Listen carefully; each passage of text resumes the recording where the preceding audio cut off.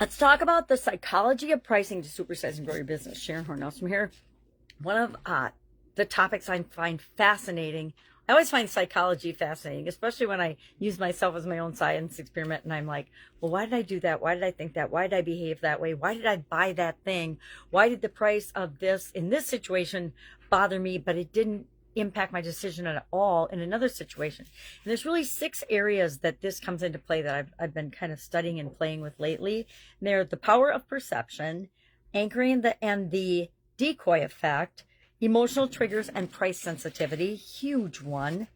The influence of social proof, dynamic pricing and behavioral economics, which is a new area of study and learning for me, as well as the role of transparency and fairness. Now, I could get into a whole thing about fair. My dad taught my sisters and I when we were young that life isn't fair. So if you're expecting everything to be fair and equal, you will perpetually be disappointed. Well, let's dig into these a little bit further and think about how that can impact our ability to be more profitable and price in a way that feels best to the people that we're here to serve.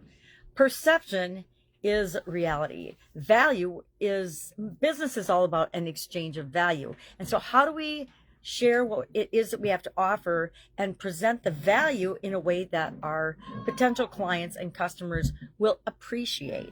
We do that often in consumers' minds. A higher price is associated with better quality. Now, each and every one of us has probably experienced firsthand that just because I paid a lot of money for this, it broke the first time I tried to use it. That maybe wasn't the best choice or the best option. Just because, and I think we each learned that lesson on our own, just because it's expensive doesn't mean it's better or superior quality. I guess as decades as a quality engineer, that definitely got smished into my subconscious and my conscious as well. But there's something called price quality heuristic. And that is that human beings do that. They think, hey, if it's more expensive, it must be better. If I have to pay $50,000 for this mastermind, it must be better than the $10,000 mastermind. Definitely not actually accurate or true.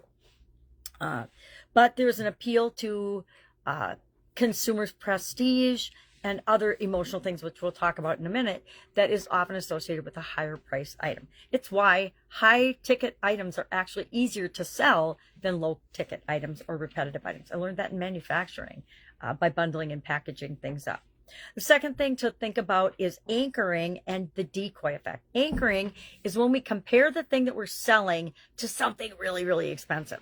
Now, for an example of this is the coaching or any high ticket offer will often compare itself to a college degree. Hey, you don't need a college degree because you can get my coaching program or my system to create this business. Therefore, by comparing it to a college degree, which is, hundreds of thousands of dollars, usually hundreds of thousands of dollars in debt, my $10,000 or my $25,000 high ticket offer seems minute compared to that. And then decoy effect is when you offer a third alternative that you really don't, it isn't as desirable for people.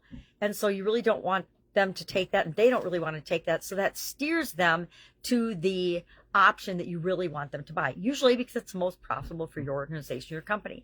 Software companies do this a lot. Different service providers do this a lot as well.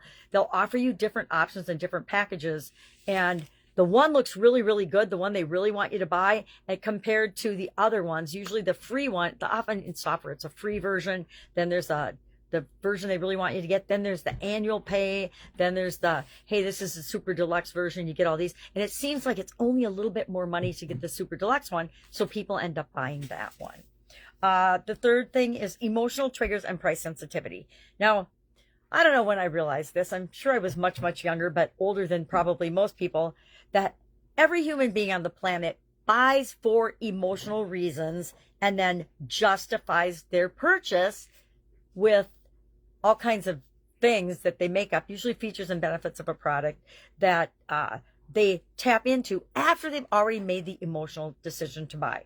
And I was probably into my 7th or 8th coaching program throughout my different careers when I was like, oh my God, it doesn't matter how much it costs. If it's something that I want, I'm going to find a way to make it happen.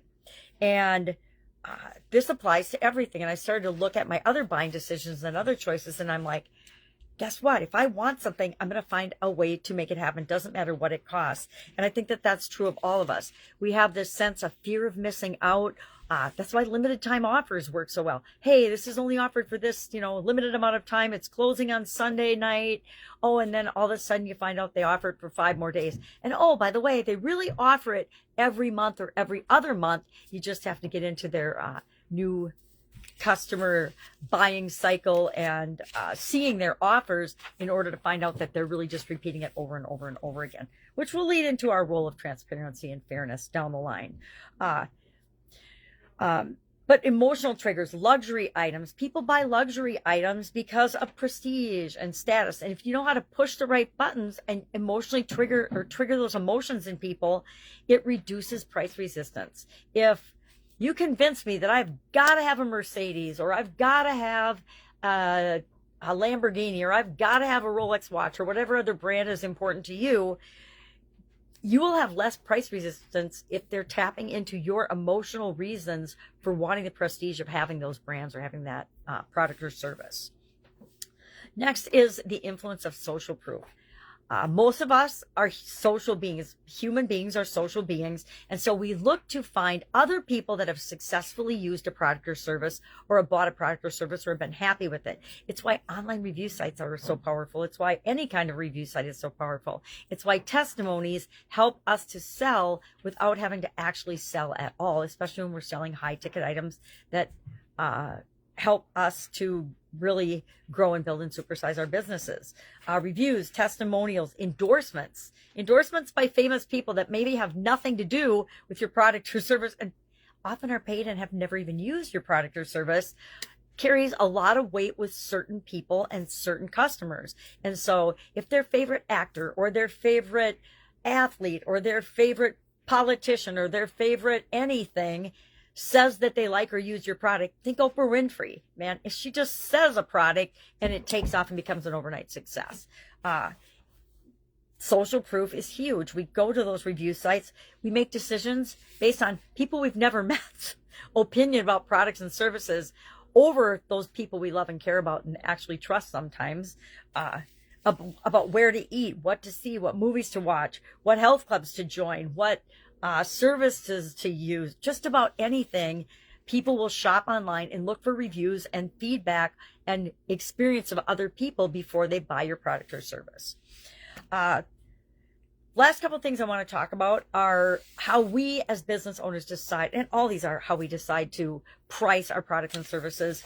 But dynamic pricing and behavioral economics are 2 areas that are new to me. Me personally, in businesses and in pricing.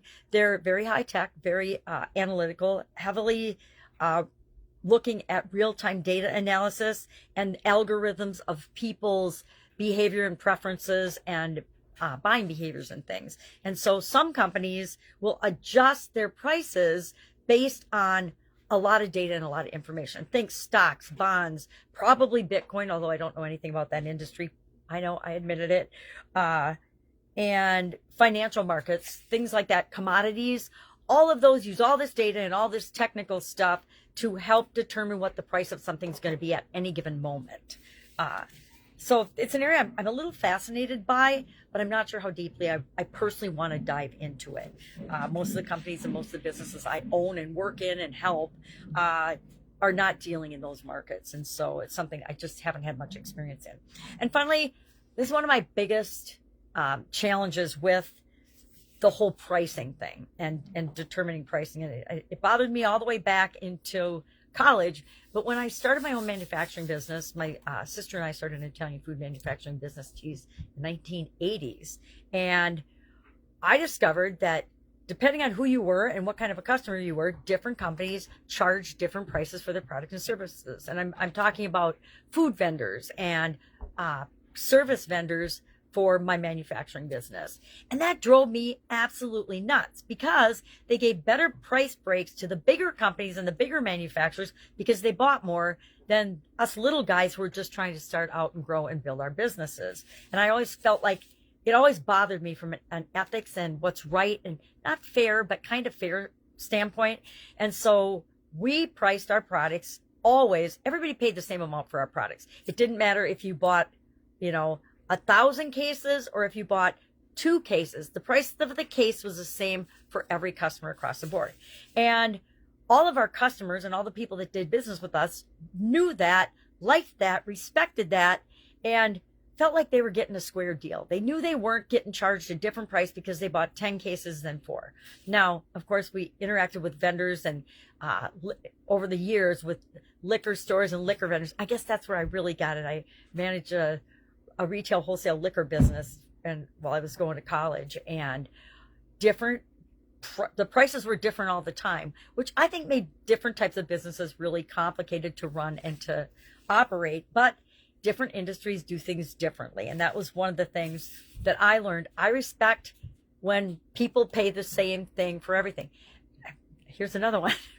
I think about my internet service providers and Netflix and some things like that. They offer introductory prices and then they blast the price up. So even if you've been with them for 10 years, you're never going to get a good price again, even though they're charging that to all the new people. To me, that feels like they don't value the lifetime value of a customer, which is just the opposite of how I set up my businesses and the businesses that I work with. We want to encourage lifelong customers, and the more of those we have, the more raving fans we have, the more social proof we have, the more we can actually charge prices that help us to grow and build and supersize our business. So I'd love to know your experience with pricing and the psychology of pricing. Something I don't really think about much, but I think I need to think about more of. That's it. Have an awesome day. If I can help you in any way, ask. Otherwise, I will be with you tomorrow. Have a great day.